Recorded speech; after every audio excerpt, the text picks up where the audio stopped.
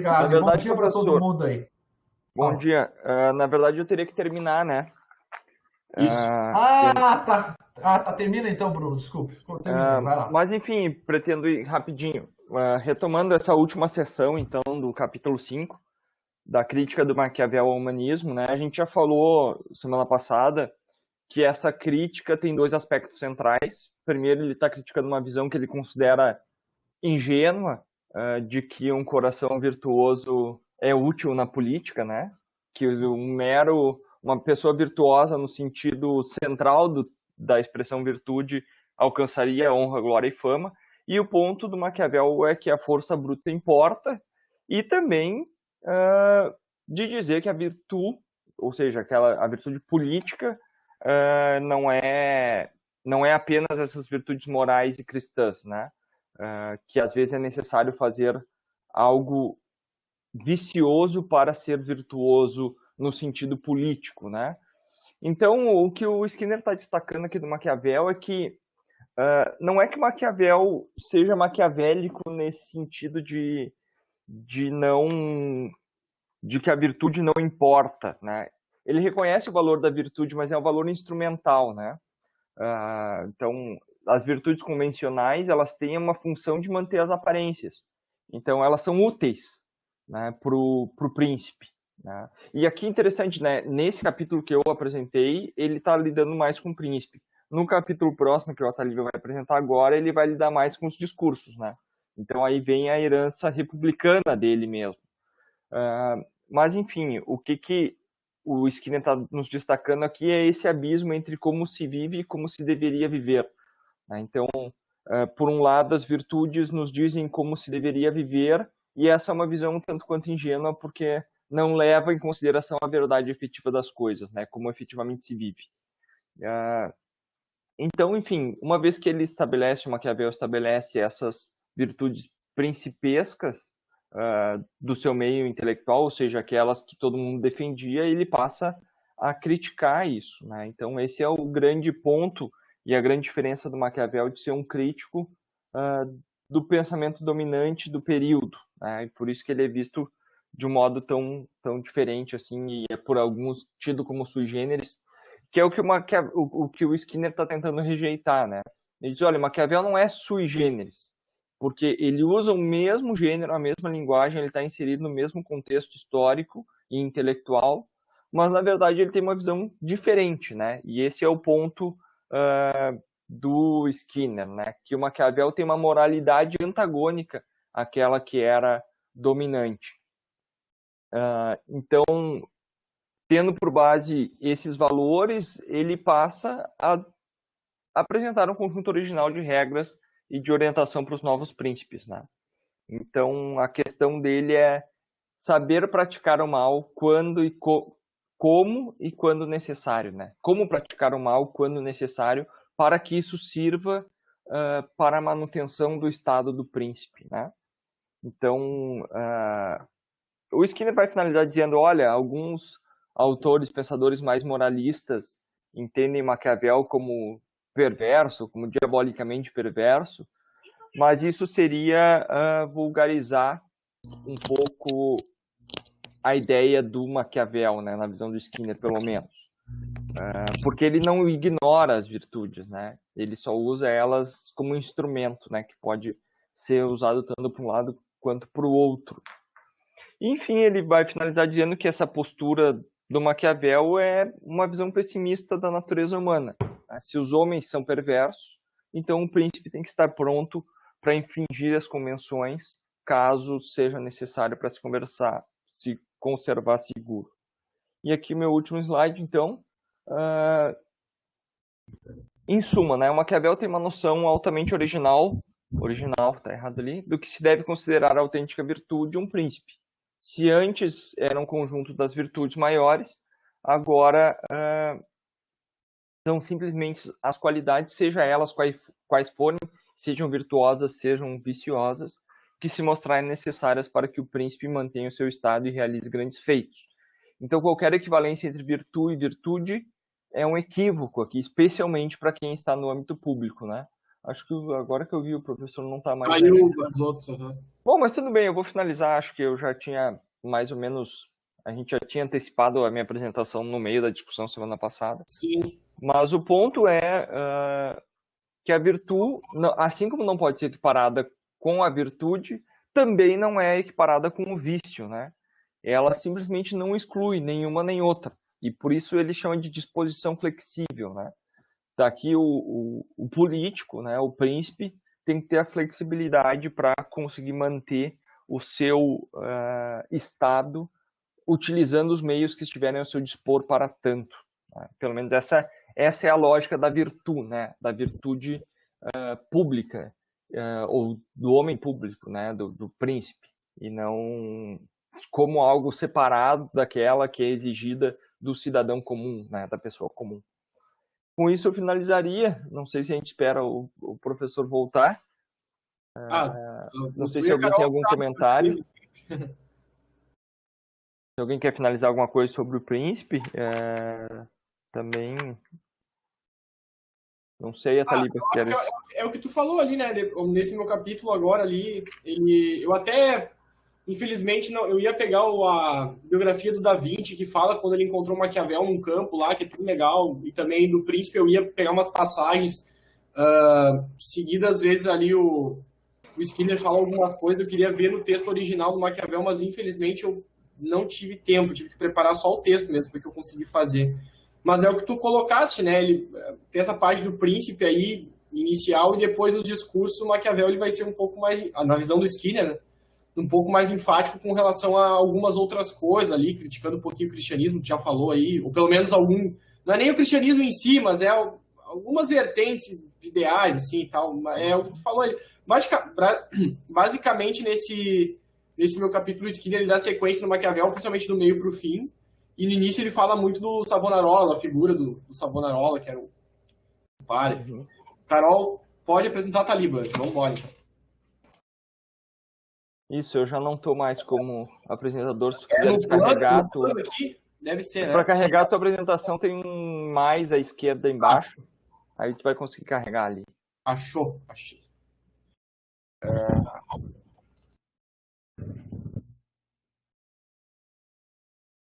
Tá carregando. O professor voltou, mas eu não sei por que ele tá sem o microfone. Ele deve ter logado em outro computador, talvez. Às vezes demora um pouquinho para... Ele me ligou e pediu o link de acesso, eu já mandei. Ele voltou, mas sem microfone.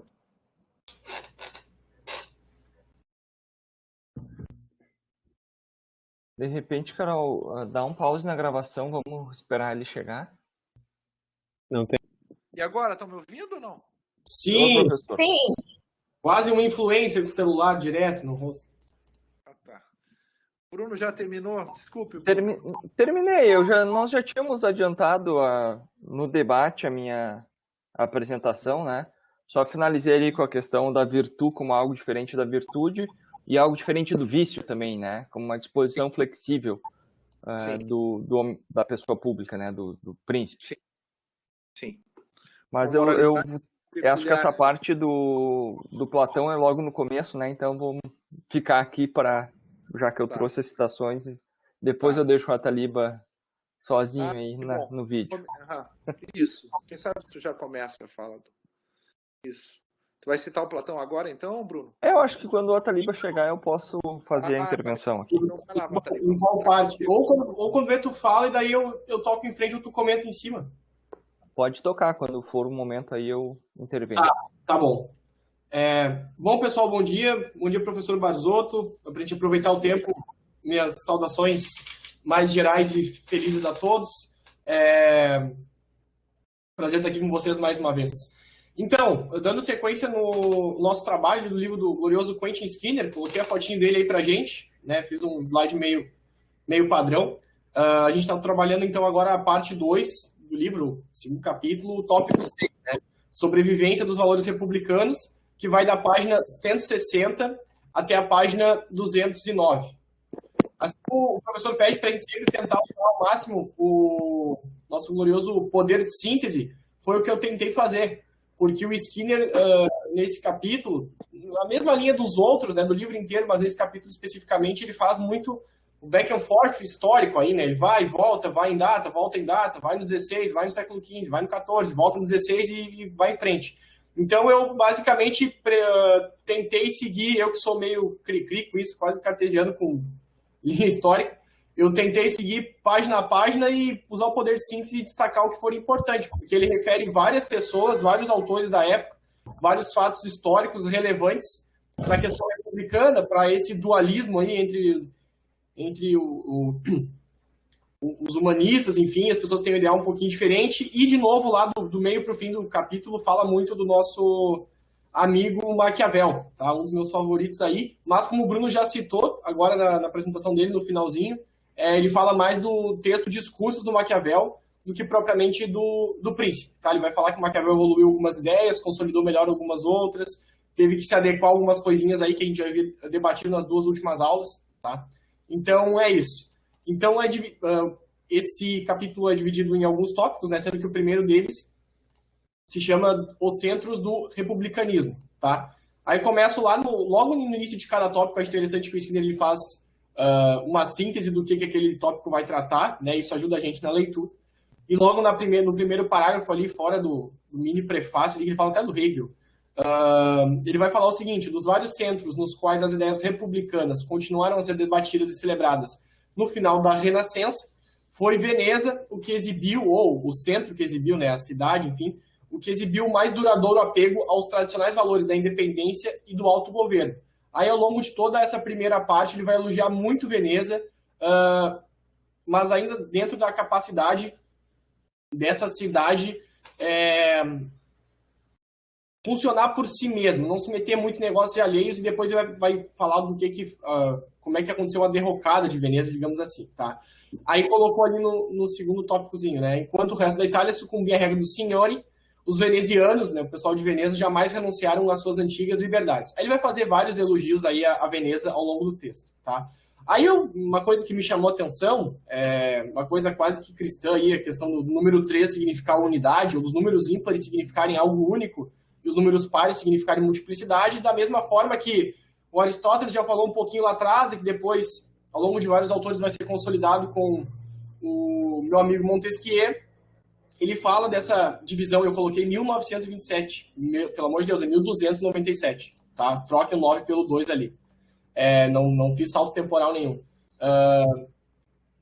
A ideia do governo vai ficar dividida entre Concílio Grande, Senado e Doge, tá? Essas três figuras ele vai explicar ali, que o Concílio Grande é o corpo responsável pela eleição da maior parte dos magistrados, o Senado controlava as relações exteriores e as finanças, e o Doge, com seu conselho, era o chefe eleito de governo. Quase que uma estrutura tripartite, claro, tomadas as devidas proporções do que a gente conhece hoje. Isso aqui está lá na página 160. Aí, seguindo, falando ainda um pouquinho de Veneza. A questão de como os venezianos conseguiam conciliar a liberdade política com a exclusão das facções, né, que foi o que o professor Barzotto falou, né, desse surgimento e do combate a algumas facções, que é meio inevitável que se tenha alguns interesses específicos, as pessoas e tudo mais, começou a atrair a atenção dos constitucionalistas em finais do século XIV. Aí sempre que eu colocar as reticências é porque eu suprimi alguma parte do texto, né, só para dar continuidade na mesma ideia. A particular excelência da Constituição de Veneza, dizia Vergélio, né, que é um dos vários historiadores que o Skinner vai citar ao longo do texto dele, decorria, aí eu coloquei a principal característica, né, coloquei em negrito, de seu bom sucesso na fusão desses três diferentes sistemas, aqueles três ali, né, o Concílio Grande, o Doge e o Senado. Aí o Skinner segue explicando, né, com o Doge representando o elemento monárquico, né, aí talvez remetendo às ideias de governo misto que a gente falou anteriormente, o Senado, o aristocrático, e o Grande Conselho, o democrático. É uma ideia de aristocracia, de povo e ao mesmo tempo de monarquia, essa mixagem aí de modelos de governo que, em tese, pelo menos é o que a gente está vendo aqui, tinha uma boa efetividade para fins republicanos dentro dessas cidades aí que a gente está estudando, no caso aqui, Veneza. Página 161, tá? E dando um pouquinho mais de sequência. Mas foi em começo do século XVI que o Milagre... Pode falar. Deixa eu voltar nisso aqui. Então, a Taliba pegou bem a ideia central aí na ciência que ele está fazendo, né? Você sabe que o governo misto era associado à estabilidade, né? Que Aristóteles chama de asfaleia. Tá? Que cada regime puro é levado ao seu extremo, né? Lembram lá o Cícero? Ah, bom, isso a gente não viu aqui, né, Bruno? Mas tem uma aula minha lá, República Clássica, tá? Se vocês quiserem ver no canal da Luciane, onde eu vejo isso em Cícero, né? O povo se transforma em turba, o rei se transforma em tirano, e ele diz assim, a aristocracia se transforma em fácio, em facção. Ou seja, cada regime puro ele é levado à radicalização. Com a radicalização vem a instabilidade, porque são regimes perversos que não têm como se manter no tempo, porque são muito ruins. Tá? A ruindade é ineficiente em política. Tá? A perversidade leva à ineficiência. E, portanto, a instabilidade. O único modo de remediar isso é combinar, fazer digamos assim, para usar uma expressão mais contemporânea, né? Fazer um sistema de pesos e contrapesos, né? Entre o elemento monárquico, aristocrático e democrático. E é por isso, né? E é uma coisa curiosa, talvez o Bruno vai mostrar para nós que em Platão já era assim, né? Com o modo de você refrear a decadência dos regimes puros era mixá-los, para usar uma expressão do Ataliba. Tá? Mas isso é uma ideia, um topos recorrente. Tá? Isso vai vir até o Carl Schmitt na teoria da Constituição, tá? Dizendo que o Estado burguês de direito, né, com legislativo, executivo e judiciário, é uma maneira de você relançar na modernidade o ideal do governo misto. Por isso que o Ataliba falou, né, é algo próximo a nós aqui. Tá? Então, só repisar isso aqui que a gente não deixa passar. Então, assim, por que todo mundo cai e eles se mantêm? Porque eles conseguiram alcançar o governo misto. Lá o Políbio já tinha dito isso, depois São Tomás vai repetir. E talvez, eu estou esperando para ver o Bruno aqui, talvez Platão já tenha dito isso. Isso, nessa parte, né, que o Ataliba tá, página 61, que ele fala do Vergério, ele vai dizer, olha, que ele fundava sua análise na tese de Platão que encontramos nas leis, segundo a qual a melhor forma mais segura deve constituir uma combinação das três formas puras. Bom, claro, a gente não foi atrás dessa citação do Vergério, mas fui atrás das leis do Platão. Leis é dos últimos escritos dele, né? Isso. E tem, tanto no livro 3 quanto no livro 4, o Estrangeiro de Atenas, né, ele tem uma seguinte passagem, mais ou menos assim, a minha versão aqui está em inglês, então eu vou ir traduzindo mais ou menos aqui na hora, sim, mas qual que é o... Oi? Não, o das leis é um livro caríssimo e grande, enfim. Mas nós estamos aqui mais ou menos para quem tem a citação, que é a citação, 693 pela linha D, mais ou menos. Porque depois de discutir qual que é o contexto dessa frase, né, no diálogo, depois de discutir a finalidade da vida política, que é a educação e a virtude, então ele passa a tratar das causas das mudanças políticas, né? Esse é o contexto. Por que os regimes mudam? E neste ponto é que ele vai mais ou menos falar do regime misto, dizendo que esse é um regime estável. Né? Então ele diz, olha, existem basicamente dois regimes que dão origem a todos os outros. Né? A monarquia é o nome do primeiro e democracia do segundo. Então é interessante, né, Barzotto? Ele não coloca a aristocracia aqui como um dos humores, né? Ele coloca a monarquia e a democracia.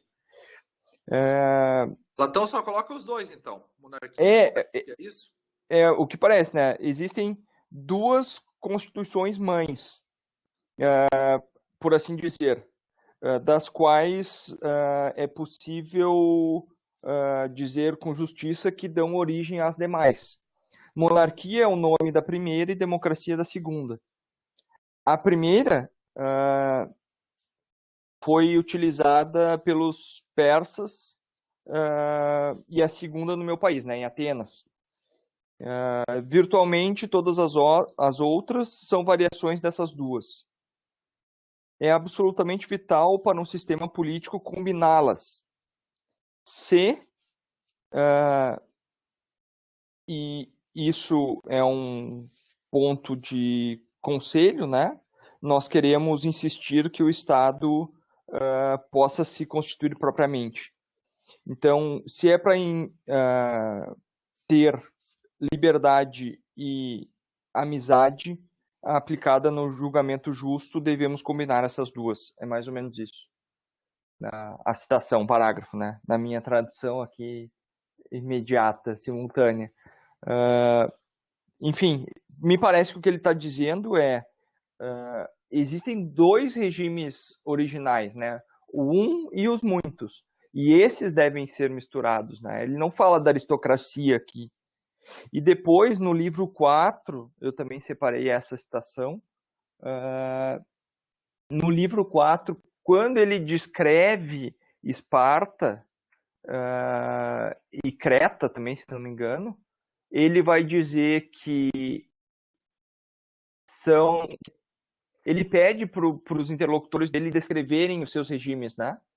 E aí, ao descrever os regimes, os seus próprios regimes, a pessoa de Esparta diz, olha, eu não tenho como descrever, porque, na verdade, em alguns momentos parece uma, em outros momentos parece outra, então ele tem elementos de todas, de modo que eu não consigo descrever propriamente apenas um dos regimes em Esparta, né? Então, e aí o ateniense conclui, justamente por essa razão, esta é uma constituição digna do nome, porque ela não é passível de ser descrita apenas como monarquia ou apenas como democracia. Ela tem elementos de todas. Então, aquela que tem elementos de todas é a Constituição digna de ser chamada Constituição, ou seja, é o centro do conceito.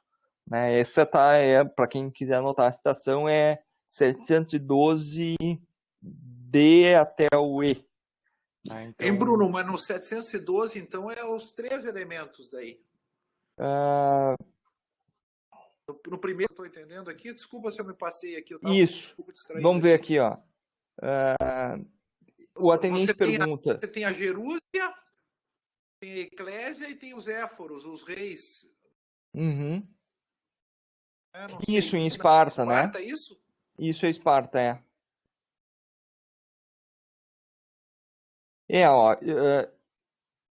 é impossível dar uma resposta direta, né? Veja você, realmente parece como uma ditadura nos Éforos, mas em algumas ocasiões fica mais próxima de ser gerida democraticamente. Mas, de novo, poderia ser ingênuo negar que também existe um caráter aristocrático e também algo de reinado, né? E todos estão no reino mais antigo de todos, né? Mas então tem os 3 elementos, então, né? No livro 4 ele fala dos 3 elementos, mas aqui quem está descrevendo não é o ateniense, né? É o Megillus que está descrevendo Esparta. Então, não tem problema. Sim, mas sim, aqui fala dos 3, porque ele reconhece um elemento aristocrático. Mas na primeira citação, onde fala onde é o ateniense dizendo que existem 2 regimes originais ou 2 regimes mãe, ele só fala são 2 só, né? Viu, Bruno? Na nossa cadeira do pós, tá? O que vocês podem inserir é o capítulo do Políbio, tá? Uhum. O capítulo do Políbio que ele fala, é um capítulo só, tá? Que o Políbio vai falar dos 3 porque daí a gente não fica sempre citando um autor sem ter lido, entendeu? Sim. É só um capítulo. Ele fala da história, é um livro de história, né? Uhum. Nesse capítulo eu posso até te passar, mas é fácil de achar. Tá? Ele vai falar do regime do governo misto. E aí o Políbios fala de Esparta. Provavelmente já, claro. Não estou dizendo que ele precisaria ter lido Platão para saber isso. Mas ele fala de Esparta como modelo de governo misto. O que eu nunca tinha visto até ali do Skinner é me dar conta que Veneza podia ser vista assim, com o Dodge ali, como falou a Taliba, o Senado e o Gran Concílio, né? Uhum. Outra coisa trivial também é o Reino Unido, né? Tá? A Câmara dos Comuns, Câmara dos Lordes e a monarquia, né? Isso aí, claro, isso aí foi o que o Montesquieu pegou, né? Uhum. Não esqueçam que o que faz, né, a defesa dele é a Constituição da Inglaterra, né? Aliás, isso também vai estar, obviamente, lá no nosso semestre, né? Também. Mas eu vou deixar o Ataliba voltar. Obrigadíssimo, viu, Bruno, por ter achado isso aí para nós, viu? De nada, que isso. Não sei se o João está acompanhando aqui. Não sei se o João está nos acompanhando. O João está nos acompanhando. Acho que não. Tá? Não, ele deve estar no sítio sem internet. Pedi contato com o Márcio. Tá. Bom, então tá, vou deixar aí o Ataliba continuar, eu vou ficar quieto agora. Não, capaz, a gente vai tocando. Obrigado, Bruno, platonista. Só falta tirar uma foto apontando para o mundo ideal. Não, enquanto o Bruno estava falando, eu encontrei aqui a minha bibliografia do Leonardo da Vinci, que tem uma passagem, depois eu mando para vocês, eu tiro fotinhos do PDF, não russo, porque o livro é meu. E daí eu vou mandar a passagem que o Leonardo da Vinci e o Maquiavel se encontram. Eles trabalharam junto para o César Borgia, uma passagem muito, muito, muito legal. Quando eu estava lendo, eu achei super interessante, porque eu gosto do Maquiavel, enfim.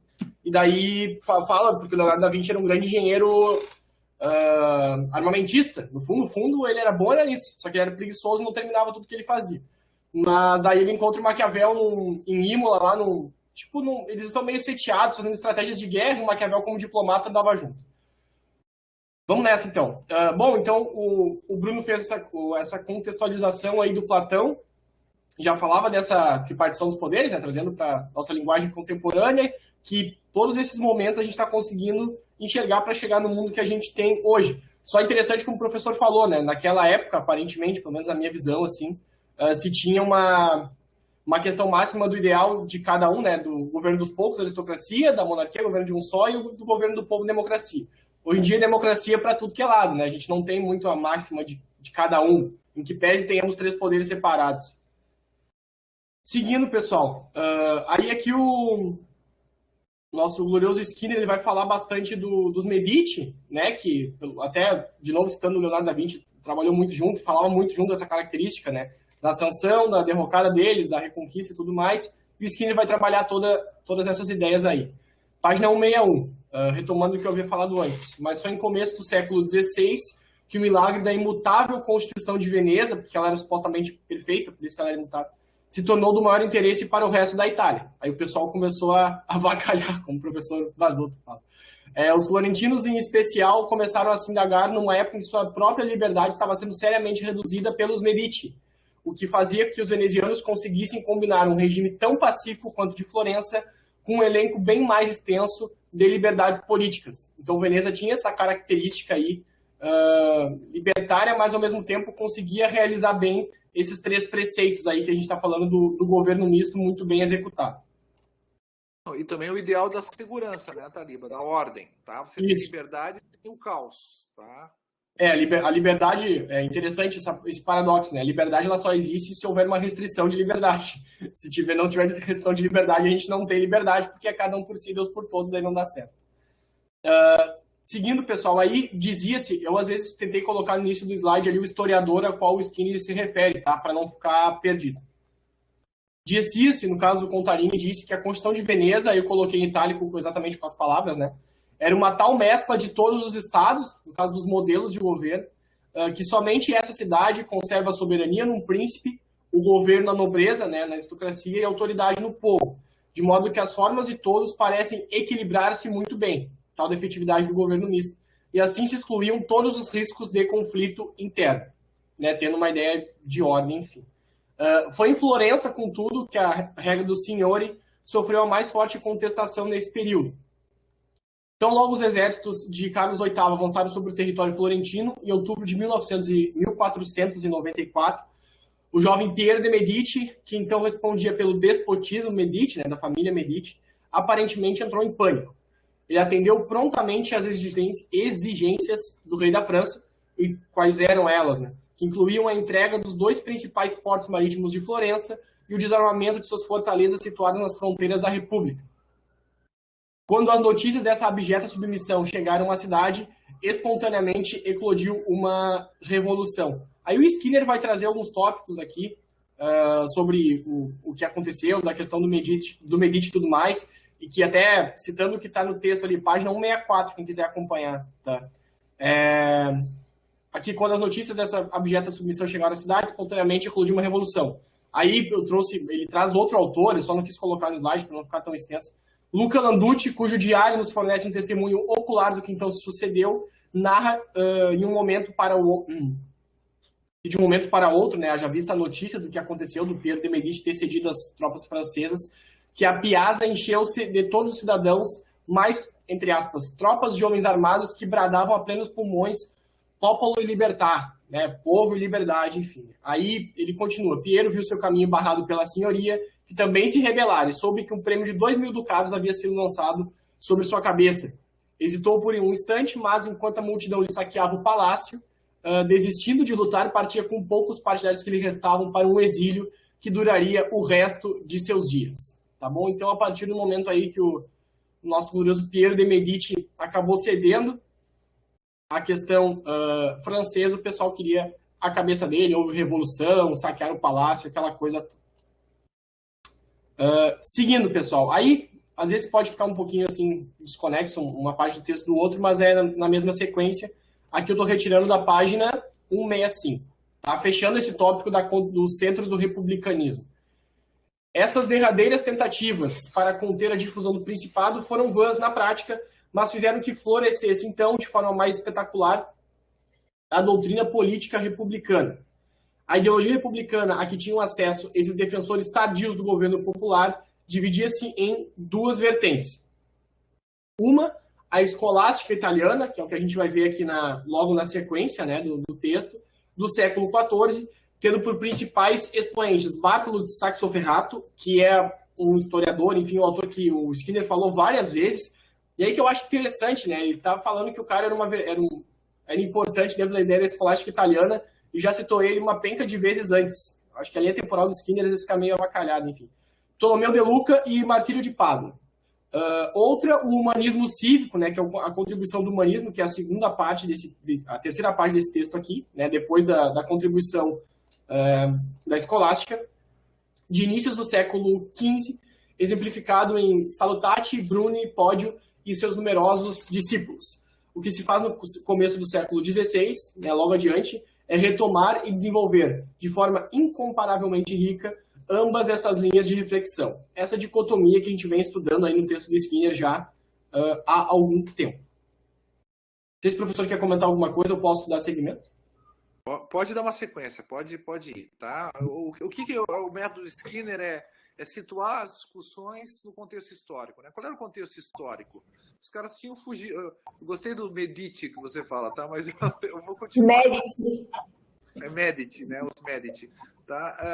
Com a fuga dos Medici há uma chance, né, de você reinstaurar a República em Florença, e eles o fazem.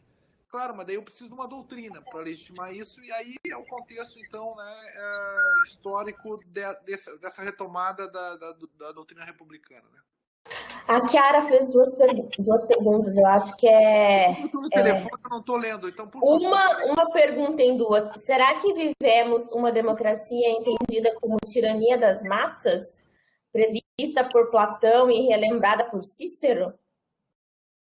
A gente está bem longe disso, pelo menos na Argentina Então, as massas não mandam muito pouco, mas a tentativa do populismo é fazer isso, né? Veja a questão da Venezuela, é mostrar como se fosse uma tirania das massas algo que é tirania de um grupo. Eles apresentam como tirania das massas algo que é tirania de um grupo. Mas não, o que a gente tem, o que a gente depende também onde, né, nós temos isso, né? Mas o ideal nosso ainda é o ideal do governo republicano. Tá? Quando os americanos inventam o controle de constitucionalidade, o controle jurisdicional de constitucionalidade, o que eles estão fazendo, isso até tem que me penitenciar, mas é uma forma de voltar ao governo misto. Todo o temor dos pais fundadores, né, no Federalista está muito explícito isso, é que você tenha o problema das facções, E aí, como vai dizer o Ataliba, né, de uma liberdade ilimitada, você cair numa tirania, tá? Pode ser uma tirania da maioria, né? O que eles queriam era um governo misto, e eles conseguiram, né? Aliás, inclusive o seu César vai falar de um governo misto vertical, né? A federação é uma forma de limitação do poder, né? A Hannah Arendt vai falar muito isso. Não há soberania nos Estados Unidos porque não há Estado unitário, a Hannah Arendt chegava a dizer. É uma coisa curiosa isso aí, porque tu não tem um poder central. Tá? Então eles fizeram, inclusive, um governo misto no sentido territorial, né? Você tem uma limitação dos estados pela União e uma limitação da União pelos estados, tá bem? Então, eles relançaram com bastante sucesso, né? Tá aí a Constituição até hoje em Ataliba. Eles são os venezianos da nossa época, tá? Né? Conseguiram relançar o governo misto e ter uma Constituição estável, tá bem? E qual é a outra pergunta da Chiara? Não sei. Desculpa, Chiara, mas como eu estou no telefone, eu não consigo ver as perguntas. Não, ela perguntou essa da tirania das massas e daí acrescentou, né? Prevista por Platão e relembrada por Cícero. Aí acho que o senhor já respondeu. Não sei se o senhor quer falar sobre isso também. Não, tranquilo. E qual é a outra? Daí ela perguntou, aquela série Médici, Masters of Florence é boa? Alguém recomenda? Eu nunca assisti. A série que eu assisti que fala do Médici é a Leonardo da Vinci, do Stars, mas que tem muita pirotecnia. O Leonardo da Vinci não era um super-herói, eles fazem nele super-herói. Mas é legal porque ela fala dessa tramitação dos exércitos, isso, dessa parte é legal. Mas da parte histórica ela meio que não é muito fiel, assim, nunca vi. E só do... Esse dos Mestres de Florença eu coloquei, eu não assisti ainda, eu já coloquei na minha lista. Mas eu vi aquela do Jeremy Irons, acho que uma temporada. Eu achei que tinha algum interesse porque aparece o Maquiavel várias vezes. Pois é, eu nunca vou procurar, eu nunca assisti. Às vezes eles dão uma floreada, quer dizer, faz parte da mídia, né, dessas coisas históricas assim, mas é legal pra ver o personagem. Eu coloquei os Médici, mas o que eu vi foi os Borgia, né? Não é os Médici, é outra família da pesada, tá? O pessoal era forte também. E só do Médici e Medici, é que nessa Leonardo da Vinci ele fala o Medici, né, do sotaque italiano, e o Médici, eu não gosto de falar Médici porque pode relembrar o pessoal militar aqui do Brasil, os Garrasta Azul Médici, e o pessoal pode pensar alguma outra coisa, aí eu tento pular. Por isso que eu falo Medici, bem balaqueado mesmo, mas é para fixar que é italiano. Enfim, os Borges são da pesada. Página 65, contribuição da escolástica, ali. Chiara, não estou te respondendo, mas é porque eu não vi as séries.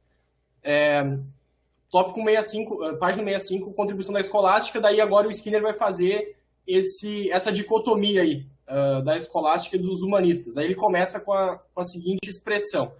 De modo geral, se tem subestimado a contribuição da escolástica para o florescimento das ideias políticas republicanas. Aí, com as minhas palavras, eu coloquei ali a figura do Savonarola, né, que era um priest, né, um padre aí que tinha um grande poder de influência. O Skinner vai falar de umas 10 páginas dele sem parar, assim. E daí eu coloquei algumas ideias dele que ele pregava, né? Agora vai começar essa dicotomia aí dos ideais cristãos, da busca por riqueza, se a busca por riqueza é legítima moralmente, não sei se é a melhor expressão para colocar, mas é mais ou menos essa a ideia. Vai ficar essa discussão, essa ida e vinda aí. Aí o Savonarola vai dizer o quê? Aí eu estou pulando já para a página 166, tá? Só votava desprezo pelo ideal humanista o vir, cuja virtus consiste em perseguir honra, glória e fama. Dizia que as metas adequadas à vida humana nada tem a ver com o progresso ou sucesso mundanos. Aqui, no caso, nada tem a ver porque o Savonarola era um padre católico, tá? Ele tá fazendo essa contraposição aí. Mas apenas com o cultivo da humildade e devoção cristãs. A gente vai ver isso, foi executado, excomungado e executado. Mais à frente ali ela vai contar. O Skinner fala que o Savonarola perseguiram ele e acabaram matando ele. Dando spoiler aí, mas enfim. Mas o Skinner, como ele fala muito desses textos do Savonarola, pessoal, aqui eu resumi bastante, tá? Porque o Skinner vai, fala, conta história. Aí o cara foi na praça falar não sei com quem, não sei, enfim, eu tentei dar uma dinamizada aqui. Aí no texto chamado Tratado, que foi o último texto do Savonarola antes de ser executado, ele fala o seguinte: deposita toda a sua fé na eficácia das instituições, que é muita ideia que o professor Barzotto falou na aula passada, argumentando no estilo mais caracteristicamente escolástico, que a única solução segura está em tratar o corpo inteiro dos cidadãos como suprema autoridade de todos os assuntos políticos. Isso na página 168. Aí ele vai começar a entrar no Maquiavel. Tá? Um dos fatores, isso aqui texto do Skinner já. um dos fatores que todos consideram inibir uma... Ali ficou urna, mas é uma, tá? É que o PDF às vezes dá um problema quando vai colar. Inibir uma vida cívica virtuosa é a exagerada importância que se confere ao excesso de riqueza. Ambos autores, aí no caso ele faz essa junção do Maquiavel com o Guicciardini. Ele vai falar depois que o Maquiavel seguiu muito do que o Guicciardini disse lá no texto chamado Discursos. Concordam que os ricos não têm apreço pelas virtudes e, portanto, a busca das riquezas e a conservação de uma vida cívica de valor não podem conciliar-se com facilidade. Aqui ele está fazendo essa crítica, né, no sentido de os ricos não terem apreço pelas virtudes, no sentido de que a busca pela riqueza incessante não seria algo virtuoso eventualmente. Não sei se foi aqui que o Skinner que fala, em outro texto que eu li também nesse final de semana, que fala no Skinner aqui, que ele fala daquela parábola de Jesus Cristo. Né? Mas como é que é? É mais fácil um elefante o camelo passar não sei por onde do que um rico entrar no reino dos céus. Tá? É mais ou menos essa ideia aqui que o Savonarola defende e que vai ser pregado aqui nessa ideia da escolástica. Enfim. Mas naturalmente... O buraco de uma agulha, mas o buraco de uma agulha ali é uma tradução um pouco... Na realidade, seria um pote onde os camelos tinham que passar e para passar dentro teriam que tirar toda a bagagem que estava ao redor. No caso, é aquela famosa ideia da tradução ruim do hebraico, é isso? Que queria dizer outra coisa. No Exatamente. caso aqui é o grego. Só que no caso aqui é o grego. Tá. Mas, no Novo Testamento é o grego. Não, foi boa observação essa da Carol. Mas a ideia aqui é mais ou menos o seguinte: o Savonarola pode ter... claro, o cristianismo sempre foi... a riqueza no Novo Testamento todo é sempre colocada num contexto de maldição. Eu nunca falar do rico ou a riqueza, a não ser num contexto de maldição. Então o Savonarola, como piedoso frei dominicano, estava envolvido com isso.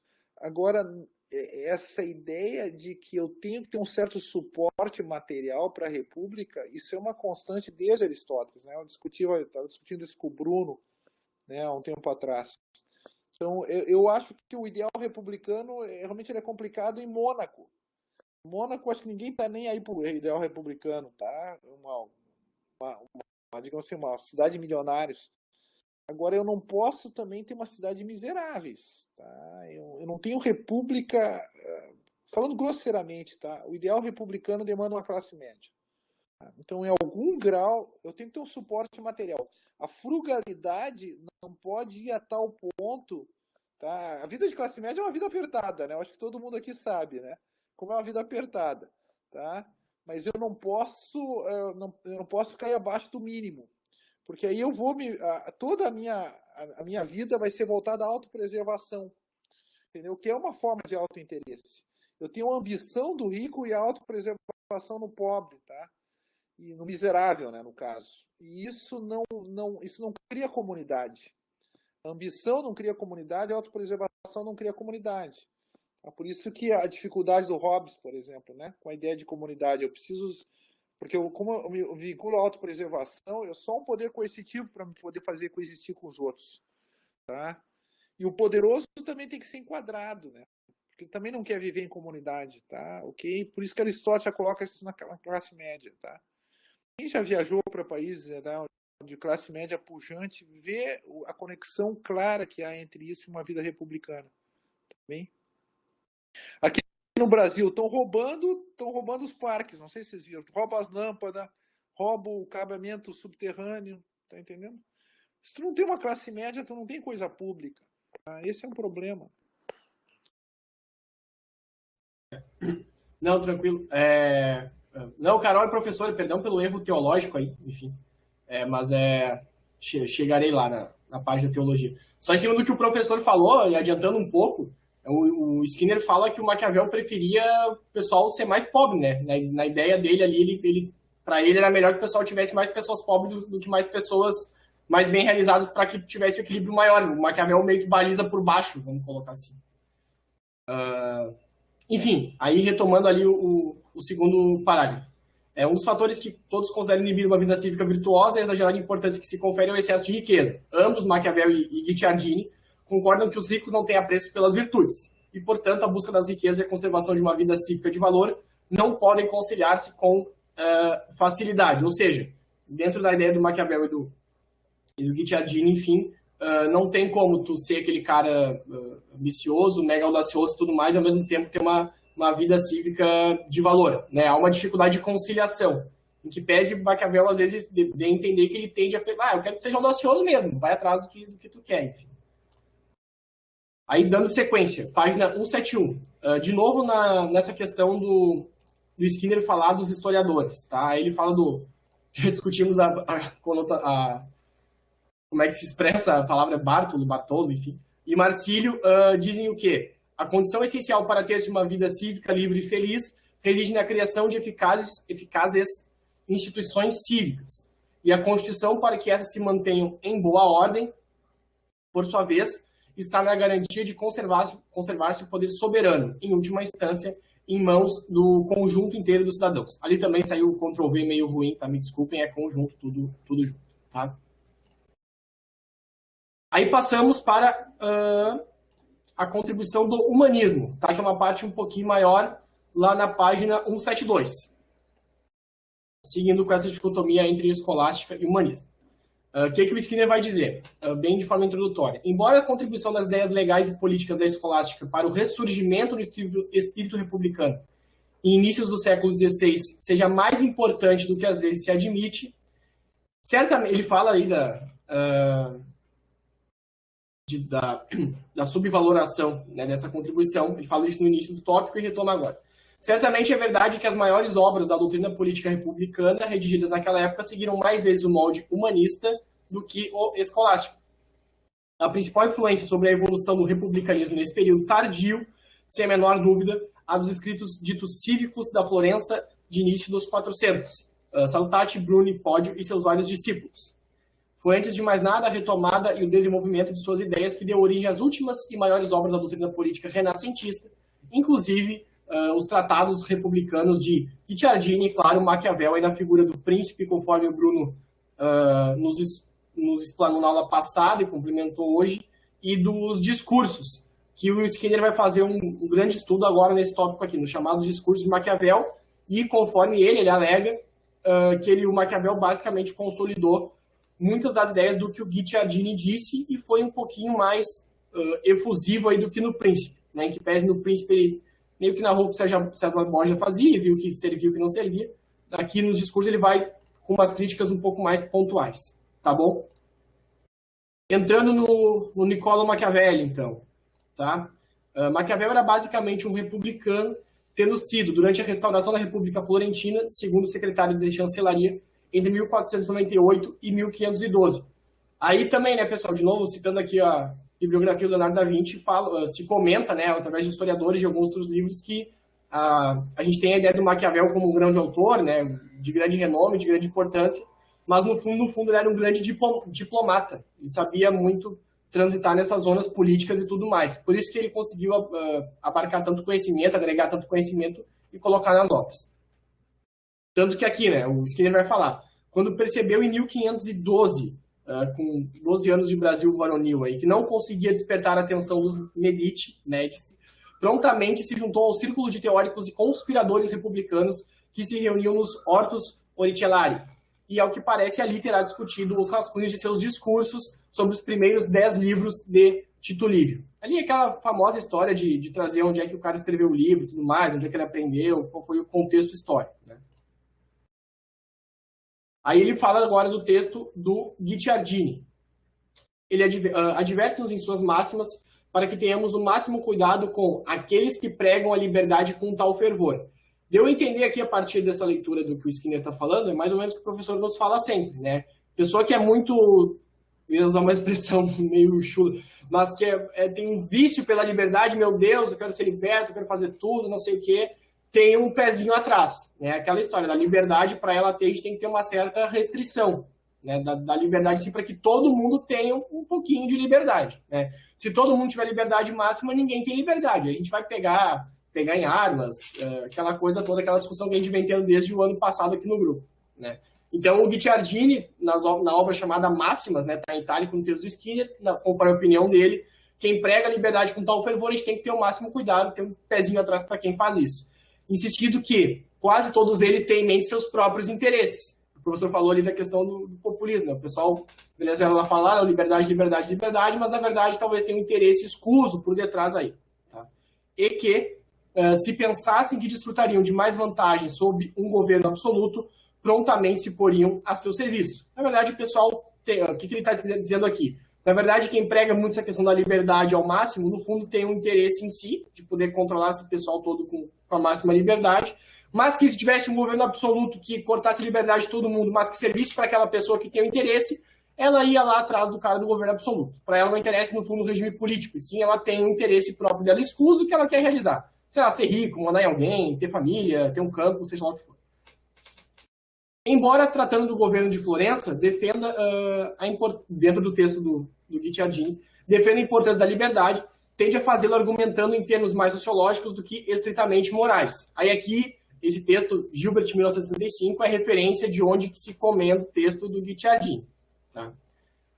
Tenta, assim, observar, para citarmos a fórmula que utiliza no discurso de Logruio, que os florentinos de seus dias se acostumaram tanto à sua liberdade que nascem para ela, e a consideram adequada e natural à sua cidade. Aqui a gente já passou para os florentinos do que para os venezianos, né? Mas é até aquele comentário que eu fiz na aula passada. O americano ele não quer saber se quem ganhou a eleição foi o Joe Biden ou o Trump. Ele é americano acima de tudo. Claro que hoje em dia isso aí ficou um pouquinho subvertido, mas é a ideia mais ou menos que eu consigo pescar. Em que pese os florentinos não tenham bem executado o ideal do governo misto ali, se identificavam como florentinos e conseguiam realizar esses valores aí, ou pelo menos tentavam. Agora, tu sabe, Ataliba, tu levantou uma questão interessante. Tá? Onde é que está a nossa identidade enquanto comunidade política? Estava lendo aquele Samuel Huntington, ele vai dizer que os Estados Unidos é o único país que não pode deixar de ser democrático sem deixar de ser Estados Unidos. Porque ele nasce como uma democracia, entendeu? Todos os países se tornam democracias. E ele é o único país que nasceu como uma democracia.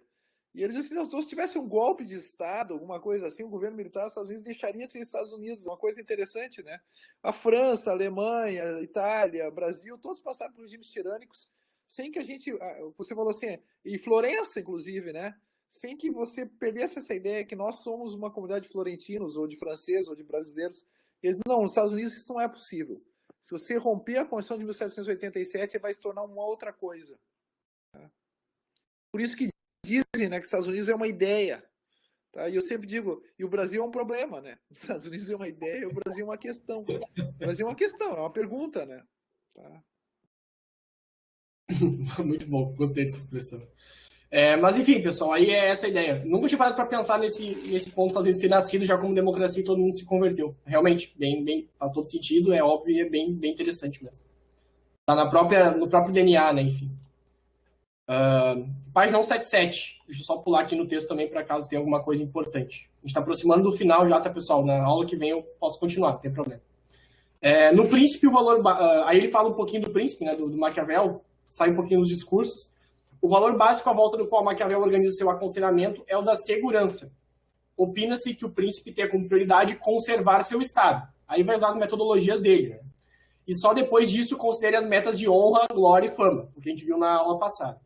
Inversamente, nos discursos, que é o outro texto do Maquiavel que o Skinner fala bastante aqui, até vou procurar depois o PDF russo, ou vou comprar esses discursos.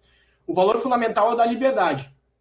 É esse ideal, e não o da mera segurança. Aí aqui se denota que o Maquiavel deu uma evoluída nas ideias dele, ou através do contexto histórico que ele estava, ou através de interesse em escrever, enfim.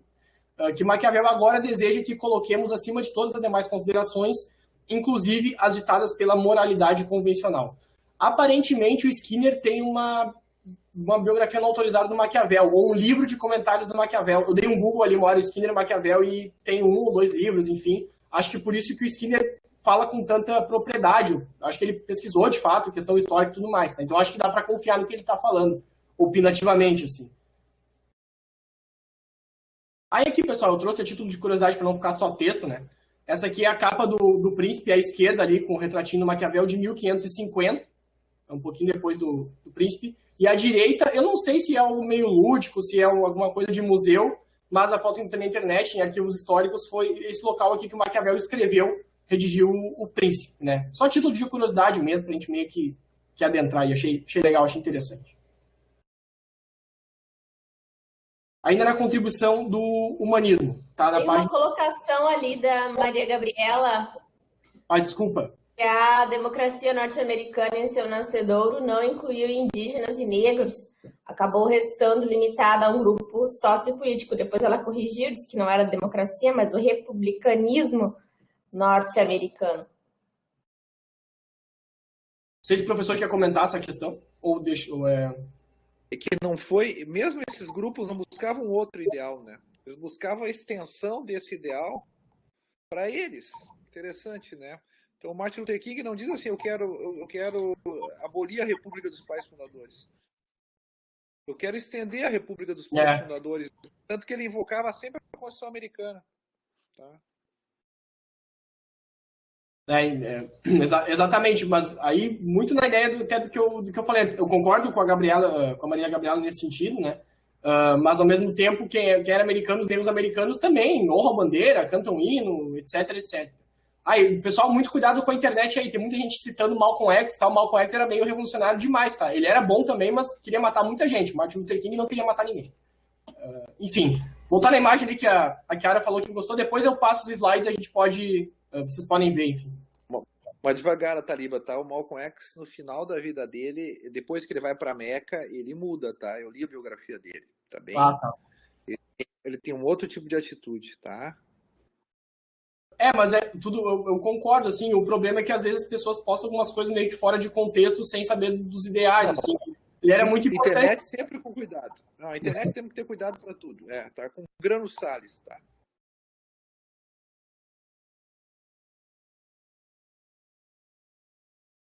Beleza. Só seguindo, pessoal, o último slide, eu acho, antes da gente finalizar aqui.